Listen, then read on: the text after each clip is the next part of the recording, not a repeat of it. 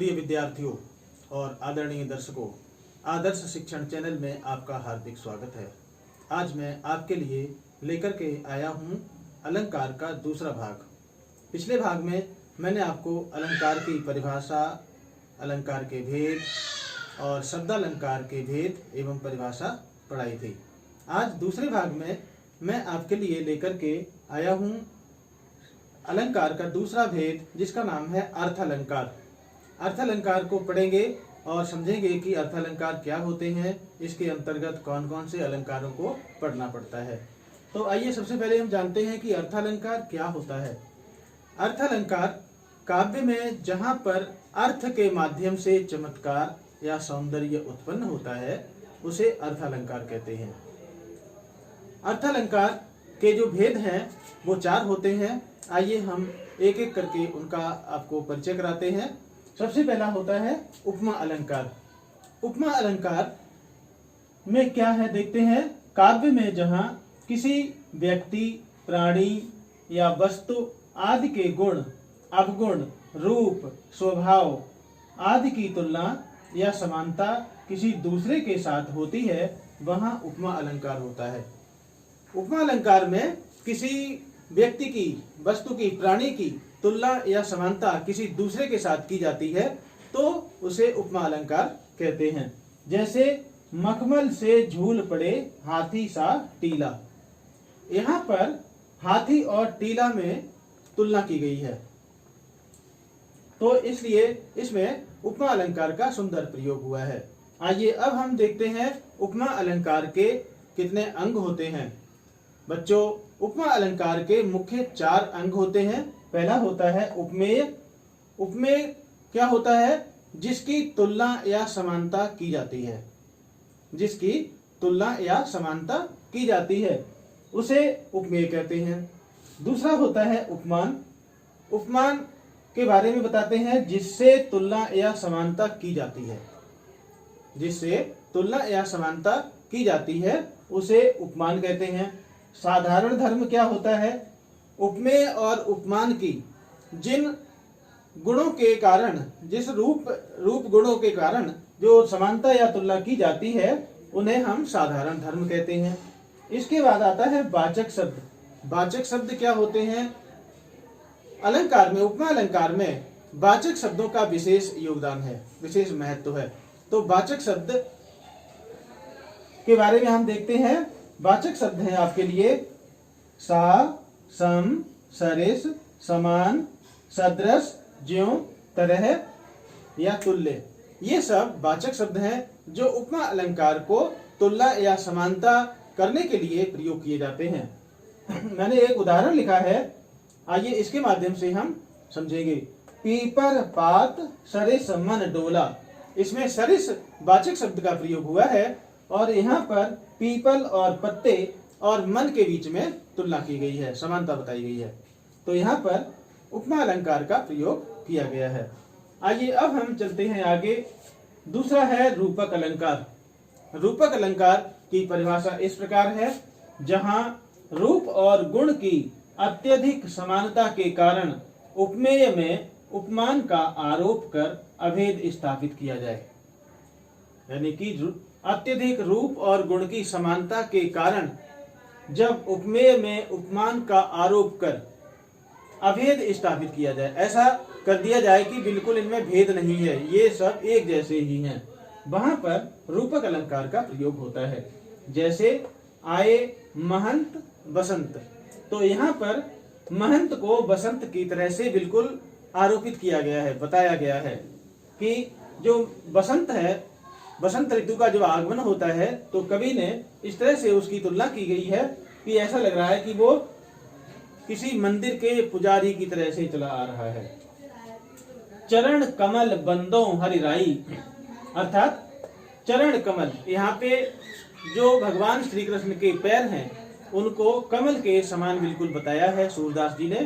तो कहते हैं कि जो कमल, जो चरण है भगवान कृष्ण के, वो बिल्कुल ही कमल के समान है, इसीलिए यहाँ पर रूपक अलंकार का प्रयोग हुआ है। तीसरा हम देखते हैं उत्प्रेक्षा अलंकार। उत्प्रेक्षा अलंकार की परिभाषा इस प्रकार है, जहाँ रूप, गुण आदि की समानता के कारण उपमेय में उपमान की संभावना या कल्पना की जाए।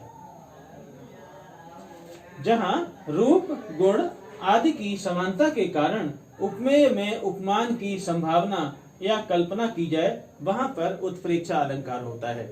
बच्चों, जहां पर उपमेय में ही उपमान की तुलना या संभावना की जाए तो वहां पर होता है उत्प्रेक्षा अलंकार।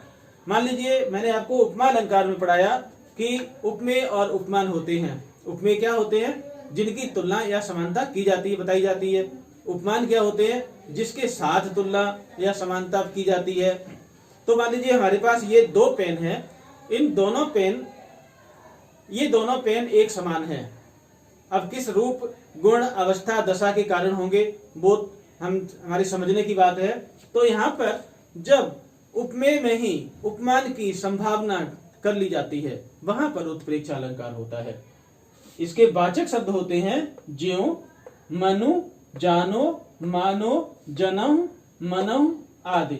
मतलब कि उत्प्रेक्षा अलंकार कविता की जिन पंक्तियों में इनमें से आपको कोई भी एक वाचक शब्द दिख जाए तो समझ लीजिए कि इसमें उत्प्रेक्षा अलंकार का प्रयोग किया गया है। उसका उदाहरण है इस प्रकार, उस काल मारे क्रोध के तनु कांपने उसका लगा, मानो हवा के जोर से सोता हुआ सागर जगा।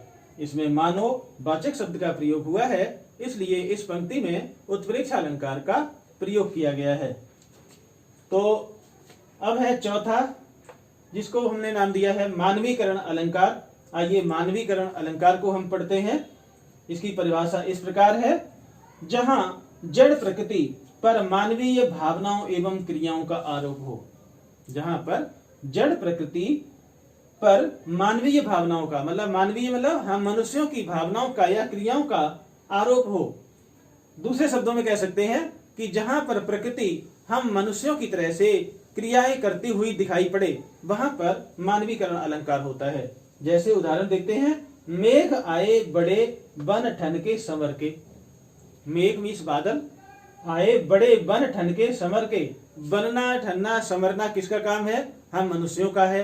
लेकिन यहाँ पर कवि ने बादलों को ही बनना, ठनना, संवरना घोषित कर दिया, बता दिया। तो यहाँ पर जो मेघ है वो प्रकृति का एक रूप है, उपादान है। तो ये जो है हम मनुष्यों की तरह से क्रियाएं करता दिखाई दे रहा है, इसलिए इस पंक्ति में मानवीकरण अलंकार का सुंदर प्रयोग हुआ है। इसके अतिरिक्त दो अलंकार और भी हैं, आइए हम उनका परिचय आपको कराते हैं। पहला है अतिशयोक्ति अलंकार। अतिशयोक्ति का अर्थ होता है कि बड़ा चढ़ा करके बात करना, बड़ा चढ़ा करके किसी बारे में वर्णन करना। अक्सर क्या होता है हमारे समाज में, एक दूसरे की प्रशंसा करते करते लोग इतनी प्रशंसा कर जाते हैं कि सीमा का ही उल्लंघन हो जाता है, सीमा टूट जाती है। तो यहाँ पर इसकी परिभाषा भी कुछ इस प्रकार ही है बच्चों, जहाँ किसी बात को इतना बढ़ा चढ़ा करके कहा जाए कि लोक सीमा का उल्लंघन हो, वहां पर अतिशयोक्ति अलंकार का प्रयोग होता है, अतिशयोक्ति अलंकार होता है। देखिए रामचरितमानस में तुलसीदास जी ने हनुमान जी के बारे में इतना बड़ा चढ़ा करके वर्णन किया है। आइए हम देखते हैं कि इसका कितना सुंदर उदाहरण यहाँ पर मिला है। हनुमान की पूंछ में लगन न पाई आग, लंका सिगरी जल गई गए निशाचर भाग। इसे आप क्या समझते हैं कि जब तक हनुमान की पूंछ में आग लग नहीं पाई तब तक क्या हुआ? लंका सिगरी जल गई, सारी लंका जल के राख हो गई, जल गई। और फिर राक्षसों का क्या हुआ? सारे राक्षस भाग गए। तो क्या ये संभव है? हनुमान की पूंछ में आग लग नहीं पाई तब तक पूरी लंका जल गई और सारे राक्षस भाग गए। तो तुलसीदास जी ने हनुमान जी की वीरता का इतना बड़ा चढ़ाकर वर्णन किया कि यहाँ पर वर्णन करते करते लोक सीमा भी टूट गई। लेकिन यहाँ पर जो अलंकार जो का जन्म हुआ, उत्पत्ति हुई, वो है अतिशयोक्ति अलंकार। आइए हम अब आगे चलते हैं। दूसरा होता है अन्योक्ति अलंकार। अन्योक्ति में क्या मतलब होता है कि इसका किसी के माध्यम से किसी को समझाना। तो देखते हैं इसकी परिभाषा। काव्य में जहां उपमान जो अप्रस्तुत होता है, अर्थात वो सामने नहीं होता है, उसके माध्यम से उपमेय का व्यंग्यात्मक, उपमेय का जब हम व्यंग्यात्मक वर्णन करते हैं तो वहां पर अन्योक्ति अलंकार होता है, यानी कि उपमेय का हम जब वर्णन करते हैं उपमान के माध्यम से, लेकिन जो प्रस्तुत नहीं होता, तो वहां पर अन्योक्ति अलंकार का प्रयोग होता है, मतलब कि किसी के माध्यम से किसी को समझाना। उदाहरण के लिए हम देखते हैं कि घरों में, सबके घरों में सास और बहुएं होती हैं और उनकी बेटियां भी होती हैं। तो एक सास जो है वो अपनी बेटी को ताने मारती है, किसको समझाने के लिए? बहू को समझाने के लिए, ताकि बहू भी घर के कामों में हाथ बटाए। बहू की शादी होकर के आती है तो फिर वो काम नहीं करती है, काम कम करती है। तो यहाँ पर जो माँ है वो अपनी बेटी के माध्यम से बहू को समझाना चाहती है कि तू पड़ी रहती है, काम नहीं करती है, कौन करेगा, ये सब वो है। तो बहू जो है इस चीज को समझ जाती है। इसी तरह से कुछ अप्रस्तुत के माध्यम से प्रस्तुत को, अर्थात उपमेय का व्यंग्यात्मक वर्णन किया जाता है, जिसके ऊपर टारगेट करना होता है, लक्ष्य करना होता है, उसको व्यंग्यात्मक, उसका मजाक सा उड़ाते हुए कि वो ये काम करे। तो यहाँ पर देखिए कवि बिहारी लाल जी ने एक दोहा लिखा। वो राजा जयसिंह के दरबार में कवि थे और वो जाया करते थे वहां पर, और उन्होंने देखा कि इनका जब विवाह हुआ था और उसके बाद जब वो उनकी रानी महल में आई और वो जो है महलों में ही रहने लगे, अपनी प्रजा की देखभाल करना भूल गए, तो उन्होंने जो है एक दोहा लिखा चलते समय अपनी प्रजा को। उनकी प्रजा में चारों तरफ त्राहिमाम त्राहिमाम मच गया था। तो उन्होंने जो है एक दोहा लिखा, और वो दोहा कब लिखा? जब वो रास्ते में जा रहे थे, उन्होंने देखा कि एक भमरा जो है वो एक कली पर बैठा हुआ है, जबकि वो कली तो फूल बनी भी नहीं है। वो इसी लालच में बैठा है कि जब ये कली फूलेगी, इसमें शहद बनेगा, तब मैं इसका पान करूंगा। लेकिन तभी वो वहां पर तब तक बैठा हुआ है। बिहारी लाल जी ने उसको लक्ष्य किया, देखा और उसी के ऊपर दोहा लिख लिया।